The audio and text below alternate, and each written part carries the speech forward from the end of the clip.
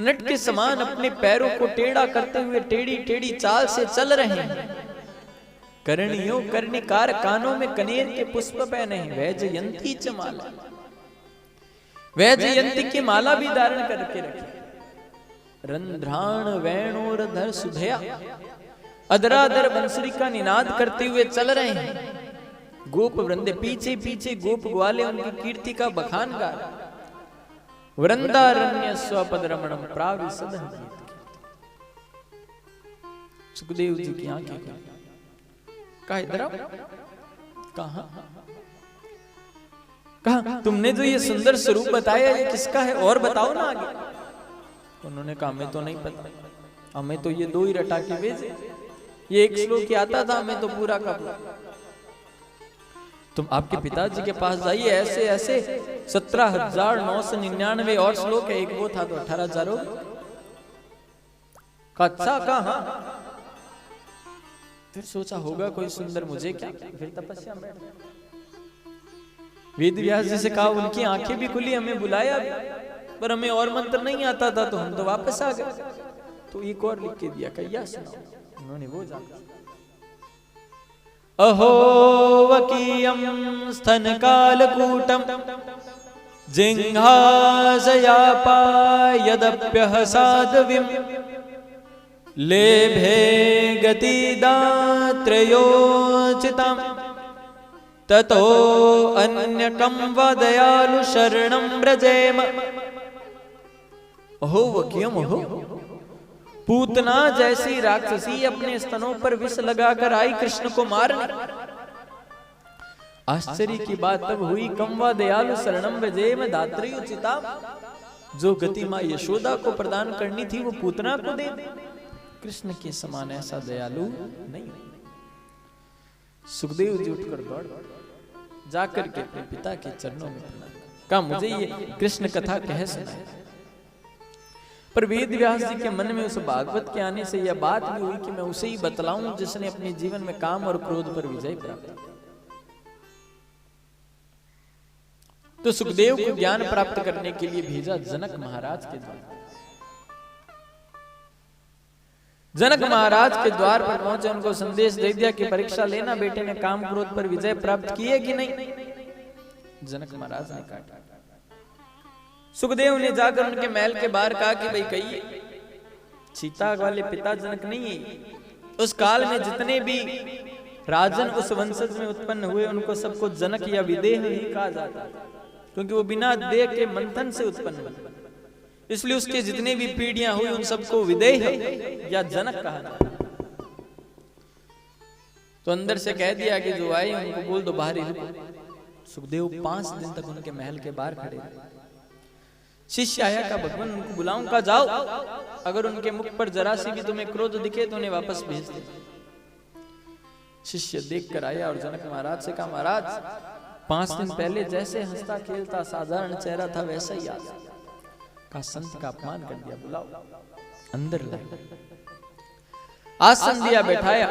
इधर से कन्याएं नवयुवतियां इधर से आए, कोई उन्हें आलिंगन करके बैठे, कोई उनको तांबुल देवे, कोई कुछ देवे। पर उनके मन में जरा सी भी काम की भावना जागृत ना हो। तो बतलाया और उनके चरणों में कहा, भगवान आप ही ऐसे हैं जिन्होंने काम और क्रोध पर विजय प्राप्त किया। बोलिए सुखदेव महाराज की जय। सुखदेव जी ने कहा, मुझे ज्ञान प्राप्ति करनी है। कहा, आप तो स्वयं ज्ञान के। और जनक ने पूर्ण साम्राज्य में, राज्य में, वहां सब जगह हल्ला फैला दिया कि केवल सुखदेव ही एक ऐसा है जिसने काम और क्रोध पर विजय प्राप्त किया, देव ये भागवत का अधिकारी बन जाता है। सुखदेव अधिकारी बने और वह अधिकार प्राप्त करके सुखदेव जब परीक्षित को 7 दिन में मरने का श्राप मिलता है तो उसकी मुक्ति का उपाय करता है। ऋषियों ने कहा, परीक्षित 7 दिन में मरने का इसको श्राप क्यों लगा?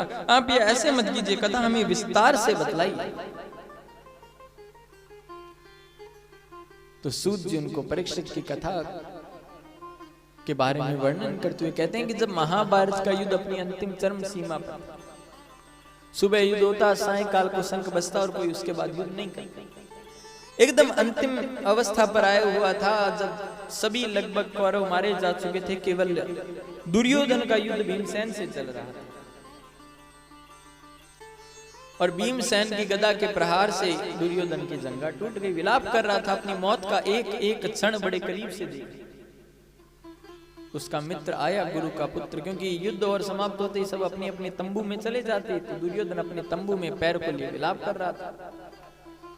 तो अश्वत्थामा गुरुपुत्र आया और कहा, क्या बात है मित्र, क्यों दुखित? कहा, कैसे ही करके 500 पांडवों को मार, कैसे ही करके। तो अश्वत्थामा ने कहा, यह कौन सी बड़ी बात है, अभी जाके मार के आ जाता। जिस तंबू में भगवान कृष्ण, 500 पांडव, उनकी 500 संतान, द्रौपदी सो रही, कृष्ण उसका पहरेदार। अर्जुन की आंख खुली, कहा, लाला सोए नहीं? कहा, तुम्हें नींद आ रही? अर्जुन ने कहा, लाला जब अपने जीवन की बागडोर तुम्हें सौंप दी तो हमें तो नींद आएगी, हमें कौन सी चिंता? कहा, लेकिन ये स्थान उचित नहीं है, चल। द्रौपदी, अर्जुन, नकुल, भीम, सहदेव, युधिष्ठिर को लेकर वहां से दूसरे तंबू में जाकर सो गए। पर पांडवों की 500 संतानें वहीं पर सोती रह।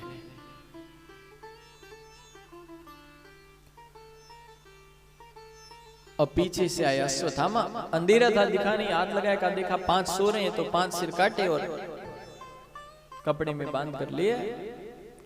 कहा, मित्र, मार दिए मैंने 500। कहा, कोई सब्जी थोड़ी काटनी थी, उनको 500 को मारना आसान बात है। कहा, मुझे पता था तुम विश्वास नहीं करोगे, मैं 500 के सिर लाऊं।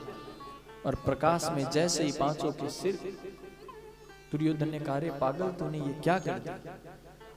हमें कोई अंजलि देने वाला भी, अब तर्पण देने वाला भी नहीं बचा, तूने तो हमारे वंश में ये थे, इनको भी मार दिया। अरे अश्वत्थामा, तूने क्या किया? रुदन करते करते गिर पड़ा। और दुर्योधन का इसी उपरांत में क्रम में रुखे होते रोते रोते प्राणांत। द्रौपदी कुरही की भांति रुदन कर रही है द्रौपदी कि आखिर मेरे इन 5 मित्रों का उस दुष्ट अश्वत्थामा का क्या बिगाड़ा था, इन्हें नन्हे बालकों को मार दिया। अब लोग भी कह रहे हैं, ऊंच निवास नीच करती थी, बालकों को मारा है। देखो देखो,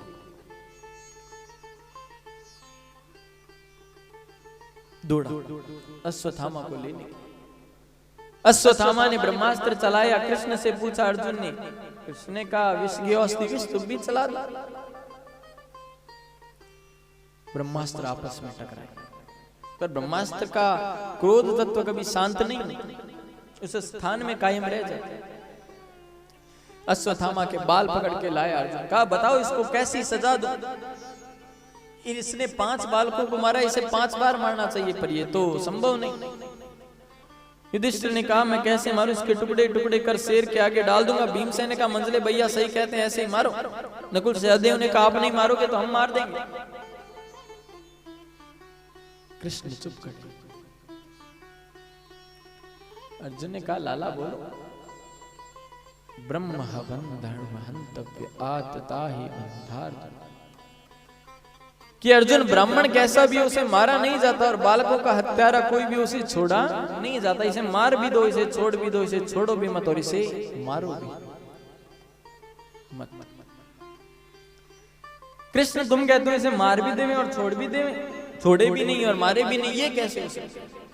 वाह लाला, तुम्हारे जैसे न्यायाधीश हो जाए तो हो गए। कृष्ण ने नेत्र से इशारा कर अर्जुन द्वारा अश्वत्थामा के आदि बाल दाढ़ी मूंछ मूंड दी गई। ब्राह्मण का अपमान। अश्वत्थामा को यह अपना भला मानना चाहिए था कि उन्होंने मुझे मारा नहीं, पर ईर्ष्या नाम का कीड़ा लग गया, ईर्ष्या जाग गया कि अब तो मैं बदला लेके मानूं। इनके वंश में कोई पानी देने वाला नहीं बचेगा। 5 पुत्रों को मैंने मार दिया, कौन बचा है? कौन बचा है? हाँ, मैंने सुना था कि अभिमन्यु की पत्नी गर्भवती है, उत्तरा, उसके गर्भ में बालक है, उसे 9 मास पूर्ण। बैठा बैठा वहीं से ब्रह्मास्त्र चला। उत्तरा दौड़ कर गई भगवान के पास, का भगवान बचाओ, हमारा वंश निर्वंश हो जाए। कृष्ण कृष्ण योगिन देव देव जगत। कृष्ण ने सूक्ष्म स्वरूप लिया, एक रूप में बाहर खड़े हैं, सूक्ष्म स्वरूप लेकर अंदर प्रविष्ट कर गए और अश्वत्थामा के ब्रह्मास्त्र से मेरे भगवान ने द्रौपदी के बालक की रक्षा की, वंश को बचा लिया। जैसे भक्तों की भगवान के आगे नहीं चलती, वैसे भक्तों के आगे जैसे भक्त कितनी भी चतुराई कर ले भगवान के सामने नहीं चलते। आज वही बात है कि भगवान ने चतुराई की पर भक्त के सामने नहीं चलती। कुंती समझ गई और आकर के भगवान के सीधी चरणों में गिर पड़ी। का भगवान कृपा की मेरे वंश को निर्वंश होने से बचा। कृष्ण ने कहा बुआ कैसी बात करते हो आप, मैं नहीं बचाया, मैं कौन हूं ना, मैं भगवान ने, देखो देखो बुआ मुझे भगवान कह रहे। कहा लाला यही तो तेरी आदत है, तो किसी को अपना मित्र कहता है, किसी को सखा, किसी को दोस्त, मतलब ये एक रूप बनाता है, और किसी को अपने कुटुंबी में चाचा भाई ताऊ बना लेता है। पर तू ये कैसे भूल जाता है लाला, सबका पिता तो तू है। कृष्ण ने कहा अच्छा हम भगवान है? कहा हाँ, तो कहा मांग। युधिष्ठिर ने कहा कृष्ण सदैव सत्य पर अडिग रहूंगा। भीमसेन ने कहा मुझे तो लोग भोजन बट कहते ही हैं, तो भोजन खाते पीते आपकी स्मृति बनी रही। अर्जुन ने कहा आपके और मेरे भीतर जो शिष्य गुरु का भाव है वो सदैव बना रहे भगवान, बस वो कभी दूर ना हो। भगवान ने सभी को उनकी मनसा इच्छा दी, पर कुंती चुप है। कहा बुआ आप मांगो, आपने कहा ना भगवान है तो मांगो। कल लाला मांगते हुए जिनके पास कुछ हो ना, मेरे पास तो सब है। कहा नहीं मांग। तो कहा लाला देना ही चाहते हो तो इतना दुख दो, इतना दुख दो कि एक दुख जाए नहीं दूसरा दुख चला है। किसने कहा बुआ दुख मांगते, दुख कोई देने की चीज। कहा विपदो नेव विपदः संपदो नेव संपदा, विपदो विस्मृति नारायण संपदो स्मृति। कि लाला दुख दुख नहीं है, सुख सुख नहीं है, तुम्हें भूल जाना ही सबसे बड़ा दुख है, तुम्हारी स्मृति बना रहना सबसे बड़ा सुख है। प्रेम से कहिए ना जय श्री कृष्ण।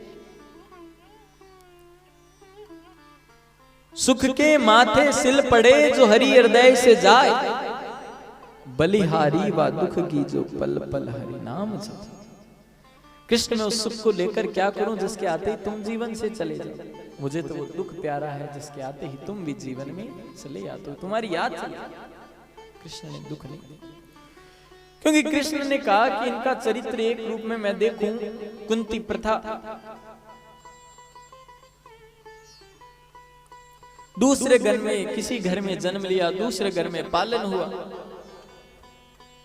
कौन ही राजा ने इन्हें अपना लिया तो इनका नाम कुंती हुआ, परंतु नाम प्रथा था। फिर विवाह भी ऐसे पुरुष से हुआ जो जन्म से पीलिया का रोग, और ये श्राप भी की सहवास की कामना लेकर पत्नी के पास जावे तो मृत्यु हो जावे। मन पर काबू पा न सके माद्री के पास चले गए और मृत्यु हुई। माद्री ने कहा मैं तो साथ में सती हूं। पर इसके पास भगवान के कुछ ऐसे मंत्र थे मुनिवर दुर्वासा के, किसने आह्वान किया, जिसके कारण धर्मराज की कृपा से युधिष्ठिर, पवन देव की कृपा से भीमसेन और इंद्र की कृपा से अर्जुन, और अपनी सौत के लिए अश्विनी कुमारों की वंदना की जिससे नकुल और सहदेव। और आपको अब ये 100 कौरवों हर समय मारने के लिए तत्पर रहते हैं आपके पुत्रों को। मैया आपने केवल भुआ जीवन में दुख देखा है, अब हम दुख नहीं दें। कृष्ण ने दुख नहीं दिया। आज सभी पांडवों को लेकर कृष्ण ने युधिष्ठिर इत्यादि को वही सुंदर 700 श्लोक गीता वाला बखान किया, पर युधिष्ठिर के समझ नहीं आया, क्योंकि उनके मन में भाव था लाला अभी छोटा है, बालक है, और कहने वाले के प्रति जब तक सुनने वाले का भाव नहीं होगा उन्हें बात समझ नहीं आएगी।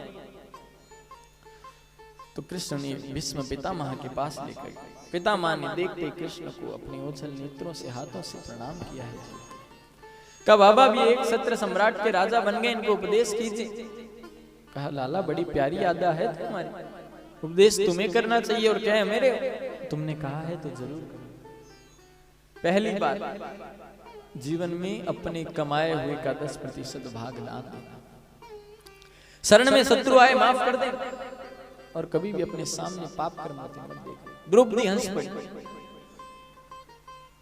कहा क्यों हंसी देवी, कुलवती नारी बिना कारण नहीं हंसती। तो कहा बाबा दुष्ट दुशासन को ये क्या अधिकार था कि रजस्वला नारी को वो खींच करके सभा में लाए। उस सभा में आप भी थे, मैंने आपसे भी सहायता मांगी पर आपने सहायता नहीं की, नस नीची कर ली, और आज कह रहे हो कि अपने सामने पाप कर्म होते मत देखो। भीष्म पितामह जोर जोर हिचकियां लेकर और कहा उस समय मैंने दुष्ट दुशासन का, दुष्ट दुर्योधन का बुरा अन्न खाया और जैसा खाया यानी वैसा हो ही। पर अर्जुन ने इतने बाण मारे कि एक एक कतरा रक्त का मेरा निकल चुका है, अब कुछ भी शेष नहीं, अब मेरा मन शुद्ध हो गया, मेरा मन पवित्र हो गया है। दुष्ट दुर्योधन का अन्न का एक भी टुकड़ा मेरे अब जीवन के शरीर की देह में नहीं। द्रौपदी ने कहा मेरा उद्देश्य आपको रुलाना नहीं था बाबा, क्षमा कर। चारों ओर से मन हटा करके कृष्ण में लगाया, देहांत काले तुम सामने हो, मुरली बजाते मन को लुभाते। कृष्ण ने कहा बाबा आप मृत्यु क्यों प्राप्त करना चाहते हो, आपको तो इच्छा मृत्यु वरदान प्राप्त है। कहा लाला देहांत काले तुम सामने हो, इससे अच्छी मृत्यु नहीं। बस एक बार वो दृश्य दिखा दो जब तुमने प्रतिज्ञा की कि मैं अस्त्र शस्त्र नहीं उठाऊंगा, और मैंने प्रतिज्ञा की कि आज जो हर ही शस्त्र न गहाऊं तो लाजो गंगा जननी को शांतनु सूत न कहूं। मैं भी शांतनु का पुत्र नहीं, गंगा का पुत्र नहीं, भीष्म, अगर कृष्ण को शस्त्र अस्त्र न उठाऊं। अर्जुन जब थक गया, कृष्ण तुम अपने रथ से कूद, एक रथ का पहिया उठाकर मेरी ओर दौड़े। बस वो दृश्य दिखा। कृष्ण की छवि मन में धारण करते हुए भीष्म पितामह ने अपने पंचभौतिक शरीर को त्याग दिया। पांडवों ने उनके अंतिम संस्कार किए। कृष्ण ने जाने की आज्ञा मांगी। युधिष्ठिर ने न चाहते हुए कहा चलो लाला प्राण तो निकलते हैं, तुम जाने का कहते हो, पर द्वारकावासी भी हमारी वजह से दुख ना हो इसलिए हम तुम्हें आज्ञा देते हैं, चल चल। कृष्ण गए द्वारका में, सभी से मिले, सभी को बड़ी प्रसन्नता हुई। कहा भगवान आपके दर्शन नहीं होते थे, ये दुख था। जिसकी रक्षा मेरे भगवान ने की थी, आज उस बालक ने जन्म लिया। जन्म लेते ही पालथी मारकर बैठ गया और चारों ओर परीक्षण किया। तो नाम तो हुआ विष्णु रात, पर परीक्षण करते करते जन्म लिया तो उसका नाम पड़ गया परीक्षित। वेदव्यास जी ने कहा ये उसे ढूंढ रहा है जिसने मेरी रक्षा की। मेरे भगवान आए, झबला टोपी कुर्ता छूछक लेकर उसको दी, और जैसे ही सबकी गोद में जाए रोए, पर मेरे लाला की कृष्ण की गोद में आते वो मुस्कुराने लगा कि यही तो था जिसने हमारी रक्षा की। कृष्ण बड़े आनंद से सौभाग्यवत होकर पुणे पधारे। आज बड़े समय के उपरांत अर्जुन आए। मुख आभा मंडल पर कोई भी तेज नहीं है, दुखित हुआ। युधिष्ठिर ने कहा अर्जुन इतने समय बाद आए और इतने दुखी क्यों? ब्रह्म तेज 3 कारण समाप्त होता है। गो की हत्या गलती से हो जाए, परागण में स्त्री का संग, या जिसके बिना तुमने जीवन में रहने की कल्पना न की वो तुम्हें छोड़कर चला जाए। कहा भगवान जिस कृष्ण के बिना हमने रहने की कल्पना नहीं, आज वो कृष्ण हमें छोड़कर चले जाए। कहा अर्जुन तू आया भी तो इतना अप्रिय समाचार लेकर, अब हमारा रहने का भी कोई उद्देश्य नहीं। परीक्षित का राज्य तिलक किया। उसे कहा शरण में आए शत्रु को माफ करना, हो सके उतना दान करना, अपने सामने पाप कर्म होते मत देखना। कहा मैं छोटा हूं, का बस ये तुम 3 निर्णय जीवन में ध्यान रखना, कृष्ण को सदैव याद। चल चल। द्रौपदी का पतन, अर्जुन का पतन, भीमसेन, सभी के शरीर का पतन हुआ। सस शरीर केवल युधिष्ठिर है। परम लोक धाम एक स्वान के सहित जो स्वयं धर्म थे,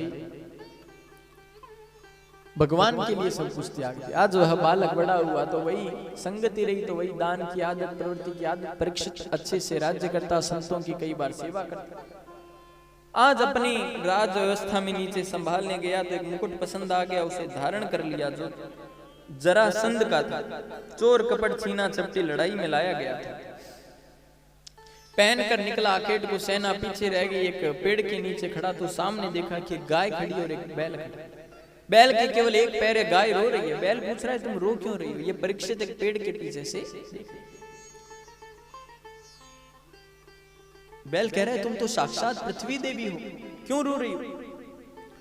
कृष्ण तुम्हारे ऊपर से अपनी लीलाएं करके चले गए इसलिए रो रही हो, या मेरे कटे हुए ये पैर देखकर? इतने में तो परीक्षित आगे आगे कहा किसने काटे आपके पैर, मुझे बतलाइए, मैं उसको दंडित करूं।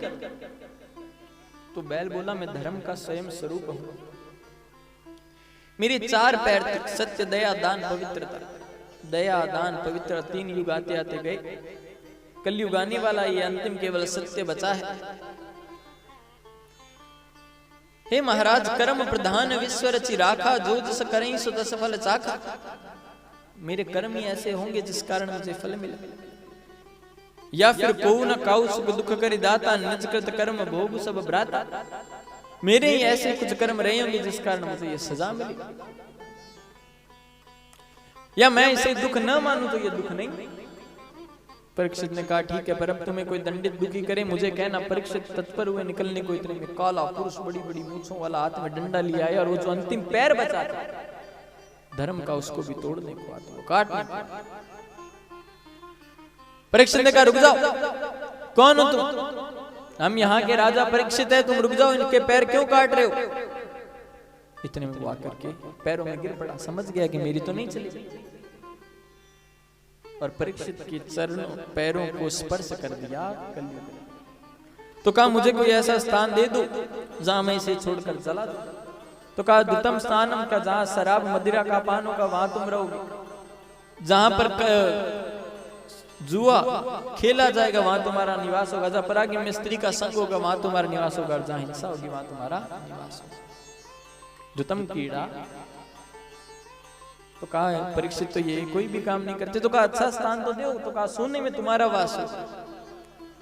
पर भगवान तो कहते हैं अस्य कंचन वर्णम, सोना तो मेरा है, स्वयं की कमाई से लाए गए सोने में भगवान निवास करते हैं, जबकि चोर कपट छीन कर लड़ाई से लाए गए सोने में कलयुग सूक्ष्म रूप लेकर उनके मुकुट में कलयुग प्रवेश कर गए, क्योंकि चोर कपट का ही था, लड़ाई का ही था, जरासंध से छीन कर लाया गया। विचरण करते करते परीक्षित जी एक आश्रम पर पहुंचे। समय मुनिवर तपस्या कर रहे थे, जल के आग्रह किया, जल दिया नहीं। तो कहा नाटक कर रहा है, क्योंकि मस्तक पर तो अब कलयुग सवार।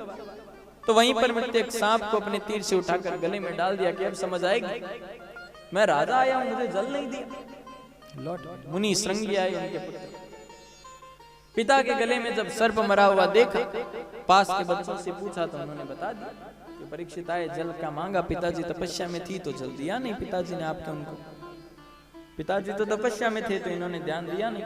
और वो गुस्से में हाथ में मुनि ने आज जल लिया और कहा जिसने भी मेरे पिता के साथ यह किया है उस राजा परीक्षित को आज से ठीक 7वें दिन इसी का पूर्वज तक्षक डस ले। श्राप। पिता की आंखें खुली, बालक को रोते हुए देखा, कहा क्या हुआ? कहा ये, कहा उन्हीं की वजह से तो हम इस वन में निर्भीक विचरण करते हैं, कोई नहीं, मैं जल न दे सका, मेरी गलती। कहा मैंने तो श्राप दे दी। तो कहा आप तो पिताजी, तो कहा उन्हें सूचना तो दो, अपने गुरुमुख शिष्य को भेजा। परीक्षित ने जैसा ही अपना वह नीचे रखा, कहा मुझसे बहुत बड़ी गलती, संत का अपमान कर दिया, अब मैं जीना नहीं चाहता। इतने में शिष्य ने आकर कह दिया कि 7 दिन बचे। उन्होंने कहा गलत श्राप दिया, मैं 7 क्षण भी जीना नहीं चाहता, 7 दिन तो बहुत ज्यादा हो गए, मैंने आज संत का अपमान कर दिया, कितनी बड़ी गलती। आज अपनी पत्नी को बुलाया ऐरावत और कहा कि देवी सुनो, मैं ऐसा व्यक्ति हूं जो कह सकता हूं कि मुझे 7 दिन तो कोई मार नहीं सकता, क्योंकि संत का श्राप है और मेरे लिए ये वरदान प्राप्त हो। मैं 7 दिन में अपनी मुक्ति का उपाय ढूंढ सकता हूं कि मुझे 7 दिन में मुक्ति कैसे मिले, और मुक्ति का उपाय का विचार कर आज परीक्षित जी ने अपने 4 बेटों में बड़ी जन्मेजय को राज्याभिषिक्त किया है। उसे कहा बेटा, जीवन का सबसे बड़ा सौभाग्य कि जितना वो दान करना, अपनी कमाई उसमें से 10% तो कम से कम दान करना। कर पवित्र सेवा किए, धन पवित्र किए दान, मन पवित्र हरि भजन सोएत त्रिविध कल्याण। हाथ पवित्र, धन पवित्र आपके दान करने से होगा, और शरण में आ जाए शत्रु तो माफ कर देना, और अपने सामने कभी बुरा कर्म होते मत देखने, या तो नस झुकाकर निकल जाना या उसका सामना करना। साथ में कुछ भी नहीं, साधारण वस्त्र पहनकर परीक्षित निकले अपने कल्याण के लिए। और हमें हरिद्वार का कह दे, ऋषिकेश का कह दे तो बैग भर कर ले जा, कहो प्रेम से जय श्री कृष्ण, निकल पड़े। अब च्यवन बैठे हैं, कर्ण बैठे हैं, अंगिरा बैठे हैं, मरीच बैठे हैं, पुलह बैठे हैं, पुलस्त्य बैठे हैं, दक्ष बैठे हैं, सभी ऋषि बैठे हैं, पर 7 दिन में मुक्ति कैसे हो उसका उपाय नहीं। कोई कहे ऐसे हो वैसे हो, लेकिन नहीं, बात नहीं जमती। परीक्षित बैठ गए और विचार करने लगे कि बस मुनिवर आप ही बताइए सभी के 7 दिन में मुक्ति की। पाराशर बैठे हैं, वेद व्यास बैठे हैं, वशिष्ठ बैठे हैं, शक्ति बैठे हैं, पर 7 दिन में मुक्ति का उपाय नहीं। इतने में नारद जी ने आकर सुखदेव को कहा, क्या कर रहे हो, जाओ उनको मुक्ति देंगे। सुखदेव चल पड़े। अब सुखदेव जी जैसे बड़े मुनि जा रहे हैं तो पीछे भाई 2-4 हजार की भीड़ होगी। 5,000 आगे जयकारा लगाते हुए, 5,000 पीछे सुखदेव जी की जयकारा लगाते। बिल्कुल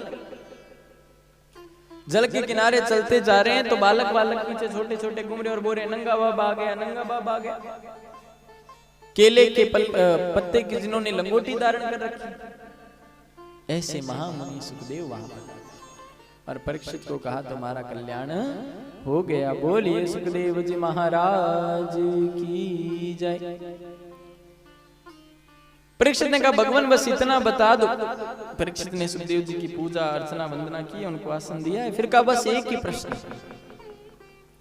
जिस मनुष्य के पास बहुत कम समय बचा उसकी मुक्ति का उपाय क्या है?